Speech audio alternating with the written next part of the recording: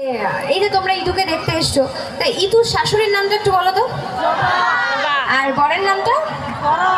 এই পরম তো জবার বর, ইদুর বরের নামটা?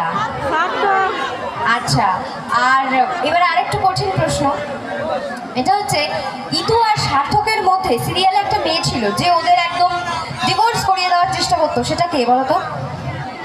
কে ভুলে গেছো? আচ্ছা, ওর নাম হচ্ছে রিঙ্কি। তো সেই রিঙ্কি আর ইতুর একটা সিনের ডায়লগ আমি বলে শোনাচ্ছি। হ্যাঁ রিঙ্কি দিদি, তুমি ঠিকই বলেছ, আমি হয়তো এ বাড়ির কাজে নই, কিন্তু বিশ্বাস করো রিঙ্কি দিদি, তুমি ঠিক যেভাবে বললে সেভাবে নয়। আমি জানি দাদুকে কখন ওষুধ দিতে হবে, ঠাম্মির কখন পায়ে ব্যথা করে, সার্থক দাদাকে কখন কফি দিতে হবে, কোয়েল দিদি কখন স্কুল যাবে, আমি সব জানি। কারণ এই তো শুধু ওই পরিবারে কাজই করে, এই সেনগুপ্ত পরিবারের প্রত্যেকটা মানুষকে ইতু খুব ভালোবাসে। এই সেনগুপ্ত পরিবারের সকলে ইতুর খুব কাছের, ইতুর খুব নিজের। আর হ্যাঁ রিঙ্কি দিদি, আজকে তুমি আমাকে এত অপমান করছো, এত ছোট করছো, কারণ আমি একটা গরিব অসহায় দুঃখী মেয়ে বলে, আমার কোনো নিজের পরিবার পরিজন নেই বলে। কিন্তু জানো তো রিঙ্কি দিদি, আমার জবা মা বলে মানুষ চাইলে নাকি সব কিছু করতে পারে, শুধু দরকার হয় মনের জোরে। দেখো, আমার জবা মাও তো আমারই মতন এবারের কাজের মেয়ে। জবা মা যদি নিজের মনের জোরে পড়াশোনা শিখতে পারে, উকিল হতে পারে, এতগুলো গরিব অসহায় দুঃখী মানুষের পাশে দাঁড়াতে পারে, কারো মাথায় ছাদ ফিরিয়ে দিতে পারে, তো কারো মুখে অন্ন তুলে দিতে পারে, তাহলে আমি কেন পারবো না বলো তো?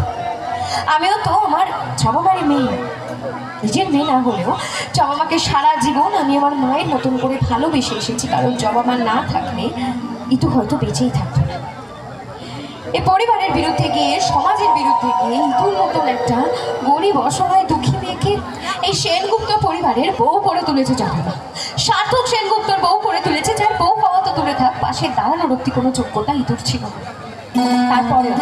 তারপরেও জবা মা কিন্তু কারো কথা ভাবেনি, শুধুমাত্র ইতুর কথা ভেবেছে। ইতুকে একটা ভালো জীবন দেওয়ার কথা ভেবেছে, ইতুকে সম্মান দেওয়ার কথা ভেবেছে।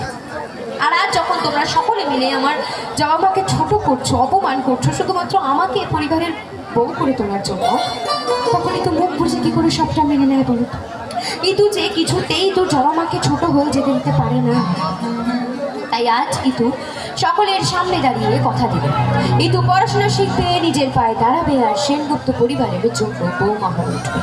সার্থক সেনগুপ্ত যোগ্য বউ হয়ে উঠবে ইতু, যাতে কেউ কোনোদিনও ইতুর জন্য ইতুর জবা মাকে ছোট না করতে পারে। কথা দিল ইতু, কথা দিল।